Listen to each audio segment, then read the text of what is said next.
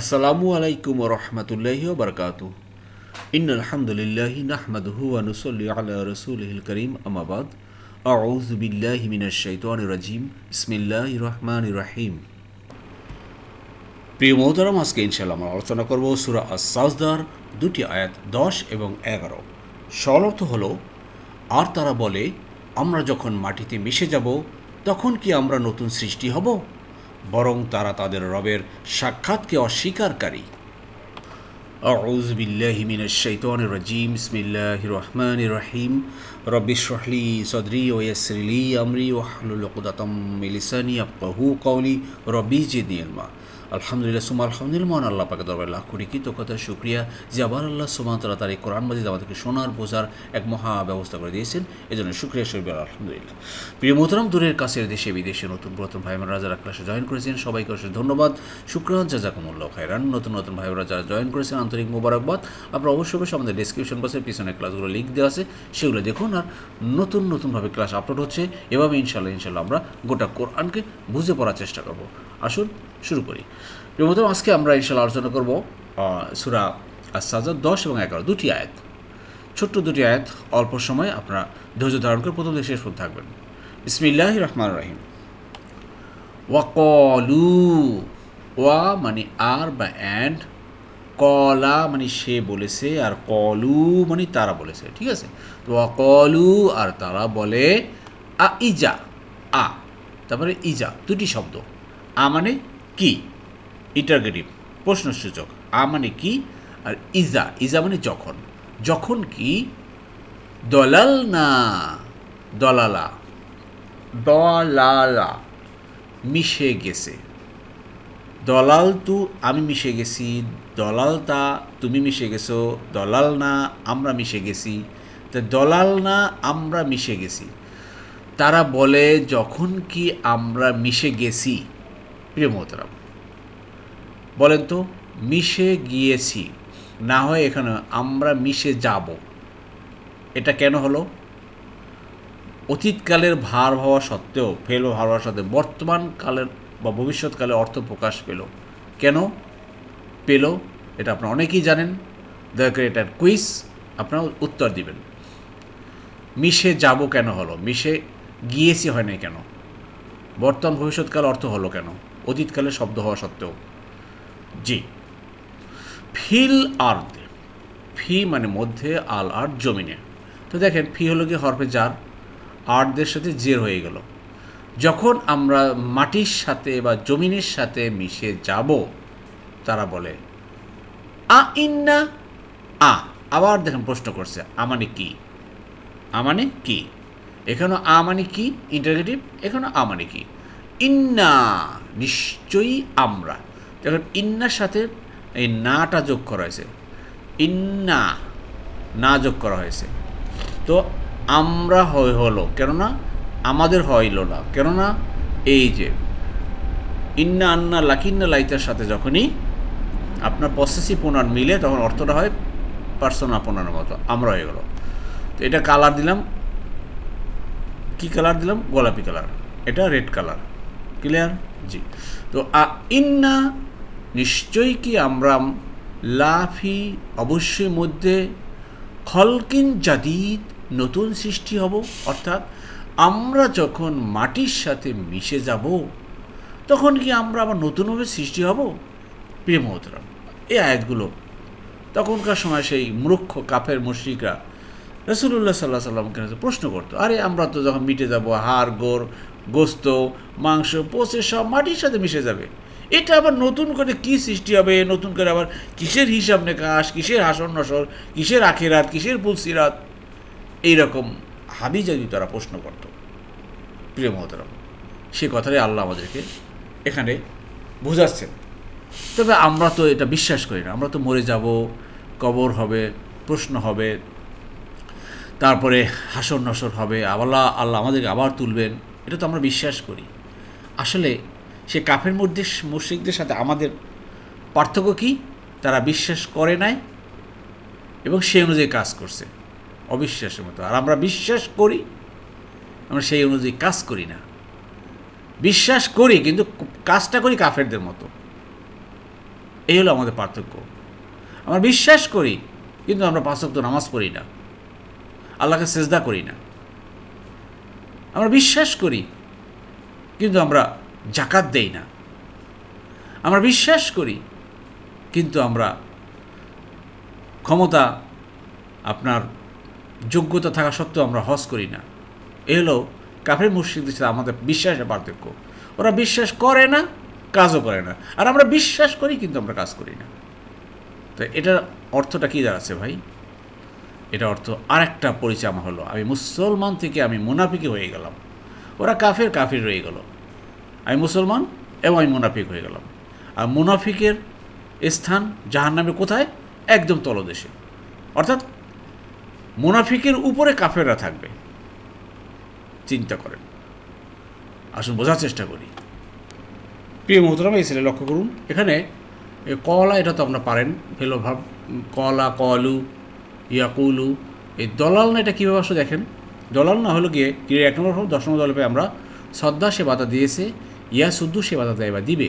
তা দল্লা, এটার সে পথভ্রষ্ট হয়েছে, ইয়া দিল্লু সে পথভ্রষ্ট হয় বা হবে, যে অলা দলিন, ঠিক না? দেখেন এখানে আরেকটা জিনিস, এই দল্লা ইয়া দিল্লু এর অর্থ আরেকটা হতে পারে মিশে যাওয়া। সে মিশে গিয়েছে, সে মিশে যায় বা যাবে, সে পথভ্রষ্ট হয়েছে, সে পথভ্রষ্ট হয় বা হবে। সেখানে দল্লা সে মিশে গেছে, দল্লু তারা মিশে গেছে। তাহলে আমি দলাল তু, তুমি দলালতা, আমরা দলাল না, আর তোমরা দলাল তু।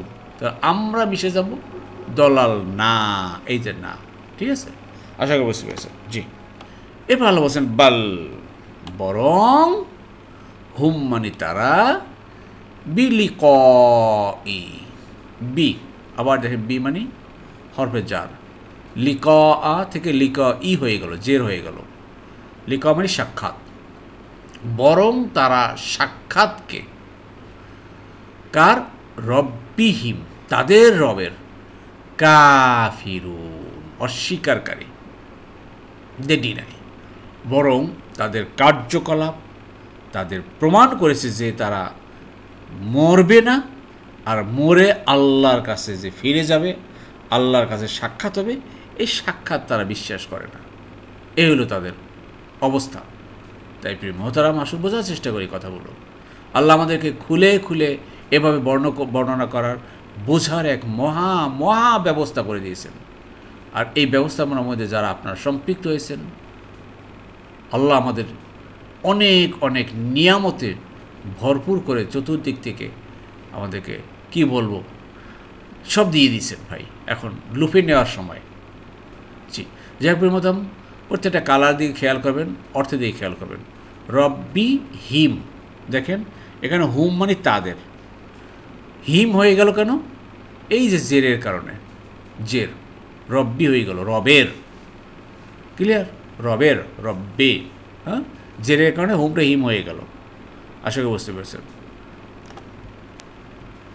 এরপরে দেখুন প্রিয় মতো আল্লাহ বলছেন, বলো হে রাসূল, তুমি বলো, তোমাদেরকে মৃত্যু দেবে মৃত্যুর ফেরেশতা, যাকে তোমাদের জন্য নিয়োগ করা হয়েছে, তারপর তোমাদের রবের নিকট তোমাদেরকে ফিরিয়ে আনা হবে। সে কাফের মুশরিকরা যখন ওই কথা বলল যে আমরা কি মরে যাব, আবার আমাদেরকে জীবিত করা হবে, এর প্রশ্নের উত্তরে আল্লাহ সুবহানাহু ওয়া তাআলা রাসূলকে এ কথাই বলতে বলেন, কুল, ইম্পারেটিভ ভার্ব, বলুন হে রাসূল, ইয়া তাওয়াফাকুম, তাওয়াফা, তাওয়াফা মানে প্রাণ হরণ করা, কজ ডেথ যাকে বলা হয়, তাওয়াফা, ইয়া তাওয়াফা, কুম মানে তোমাদের, তোমাদের প্রাণ হরণ করবে, তোমাদের মৃত্যু ঘটাবে, মালাকুল মাউত, মালাকুল মাউতি, মৃত্যুর ফেরেশতারা, মৃত্যুর ফেরেশতা, এটা একটা এক বচনে বলছেন আল্লাহ, মৃত্যু ফেরেশতা, মালাকুল মাউত, আল্লাজি, যারা বা যাকে, হু, উকিলা, উকিলা, ওয়াক্কালা থেকে উকিলা হয়ে গেল ভাই, ওয়াক্কালা থেকে কী হলো উক্কিলা, প্যাসিভ ভয়েস। বুঝতে পেরেছেন? প্রথমটা পেশ, এরপর একটা জেল। উক্কিলা নিয়োগ করা হয়েছে, হ্যাজ বিন ডিটেইলড বিকুম তোমাদের উপরে। খুব মোটা দাগে ভালোভাবে এই কথাটাও কিন্তু বুঝে নিয়েন ভাই। বিকুম তোমাদের উপরে, উক্কিলা নিয়োগ করা হয়েছে, যাকে, কাকে? মৃত্যুর ফেরেশতাকে। সে কি করবে? প্রাণ হরণ করবে। প্রিয় মোহতারাম, এই আয়াতটা দিয়ে বুঝলাম যে আমাদের যে মৃত্যু ঘটাবে সে মালিকুল মউত যাকে বলা হয়, এক বছর বর্ণনা এসেছে। অথচ এই বর্ণনাটা কিন্তু আপনার সূরা আল আনামের 61 নম্বর আয়াতে দেখবেন, ওখানে বলা হয়েছে যে বহু ফেরেশতা তার অধীনে কাজ করে। কে? এই মালাকুল মউতের অধীনে অনেক ফেরেশতারা আছে, তারা ডিটেইল। তো দেখেন, যাকে নিয়োগ করা হয়েছে, ডিটেল করা হয়েছে তোমাদের উপরে, অর্থাৎ প্রিয়মতা আপনার আমার এভরি ইন্ডিভিজুয়াল এর উপরে মৃত্যু ফেরেশতা নিয়োগ অলরেডি হয়ে গেছে। আপনার পিছনে, আমার পিছনে, সবার পিছনে মৃত্যুর ফেরেশতারা ডিটেল করা হয়ে গেছে। কার কখন হুকুম হবে মৃত্যুর, সাথে সাথে সে আপনার আমার জান কবজ করবে ভাই। এই হলো আমাদের বাস্তবতা, জীবন। আমি মৃত্যুর পরোয়ানাকে সাথে নিয়ে চলতেছি ভাই। মৃত্যুর ফেরেশতা অলরেডি নিয়োগ করা হয়ে গেছে। জন্মের সাথে সাথে মৃত্যুর ফেরেশতা নিয়োগ করা হয়ে যায়। আল্লাহু আকবার। সে একজন ফেরেশতা যিনি লিডার, তার অধীনে কোটি কোটি কোটি কোটি কোটি কোটি ফেরেশতারা ডিটেল করা হয়ে গেছে। আসুন প্রিয় মোহতারাম, আল্লাহর কথাগুলো বোঝার চেষ্টা করি এবং সে অনুযায়ী আমাদের আমলের সংশোধন করি, আল্লাহমুখী হয়ে যাই। যেহেতু আল্লাহর কাছে আমরা ফিরে যাব, অতএব আল্লাহর মুখী হয়ে যাই। জি, আশা করি বুঝতে পেরেছেন। এরপর আল্লাহ বলছেন, ওই মৃত্যু ফেরেশতা যখন মৃত্যু ঘটাবে, তারপর কি হবে? সুম্মা, তারপরে ইলা মানে নিকটে বা কাছে, রব্বিকুম তোমাদের রবের কাছে, রব্বিকুম তোমাদের রবের কাছে তোমরা তুরজাউনা, রজা মানে ফিরে যাওয়া, তা আছে লাস্টে উন আছে তোমরা, তোমাদেরকে ফিরিয়ে আনা হবে। এরপরে তোমাদের রবের কাছেই সবাইকে ফিরিয়ে আনা হবে। তারপরে কি করবেন আল্লাহ?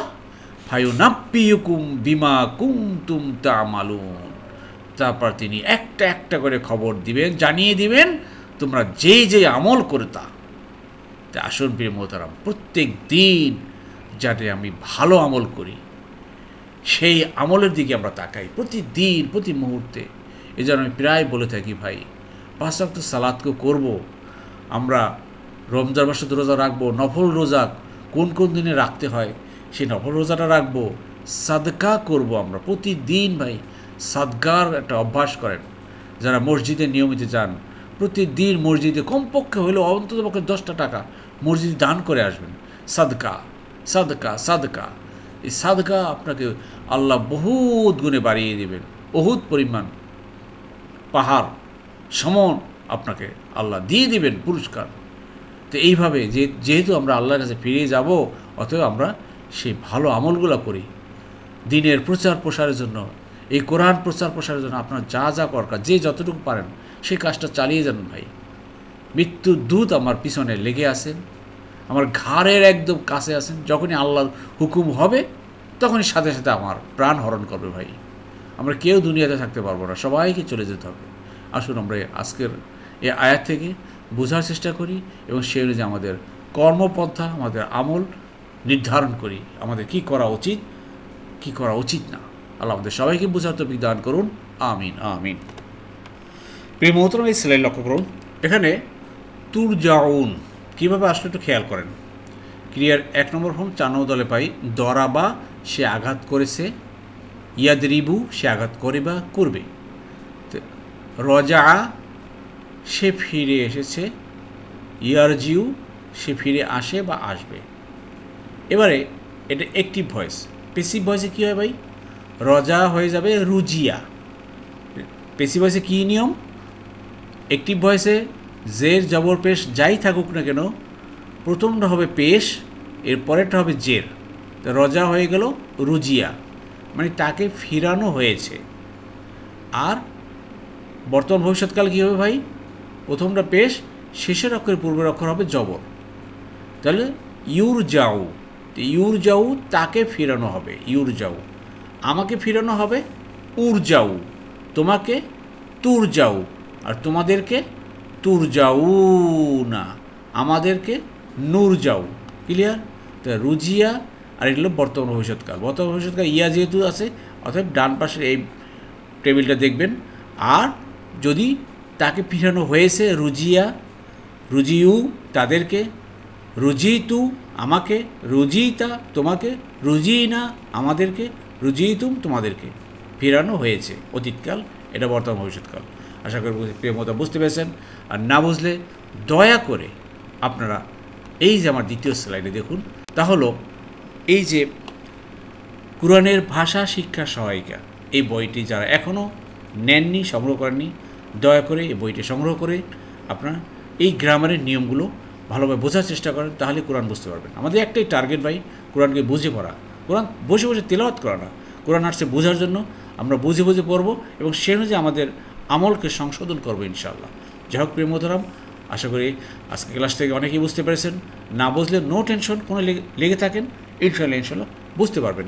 কোরআন বোঝার জন্য আসছে। আল্লাহ বলছেন ওয়ালাকাদ ইয়াসসারনাল কোরআন লিযিকরি ফাহাল মিন মুদ্দাকির, চারবার বলছেন আল্লাহ সূরা কামারায়। আমি কোরআনকে বোঝার জন্য একেবারে সহজ করেছি, আছো কি কেউ এর থেকে উপদেশ নিবা? অথবা আল্লাহ কথা বলেছেন, এটা সত্য। যারা ইতিপূর্বে অনেক দিন যাবৎ আমাদের কোরআন ক্লাসে জয়েন করেছেন, তারা আল্লাহর এই কথার সত্যতা, ফল অলরেডি পেয়ে গেছেন ইনশাল্লাহ। আল্লাহ আমাদেরকে এরই মাধ্যমে হেদায়েত দিবেন। আল্লাহ আমাদের সবাইকে তো কবুল করুন, আমিন আমিন। আলহামদুলিল্লাহ। প্রিয় মোহতারাম, যারা এতক্ষণ ধৈর্য ধারণ করে কষ্ট করে কোরআন ক্লাসে লেগেছিলেন, আল্লাহ সুবহানাহু ওয়া তাআলা আপনাদের সবাইকে উত্তম যারা দান করুন, আমিন আমিন। সুবহানাকা আল্লাহুম্মা বিহামদিকা আশহাদু আল্লা ইলাহা ইল্লা আনতা আস্তাগফিরুকা ওয়া আতুবু ইলাইহি, লা হাওলা ওয়া লা কুওয়াতা ইল্লা বিল্লাহ। আসসালামু আলাইকুম ওয়া রাহমাতুল্লাহি ওয়া বারাকাতুহু।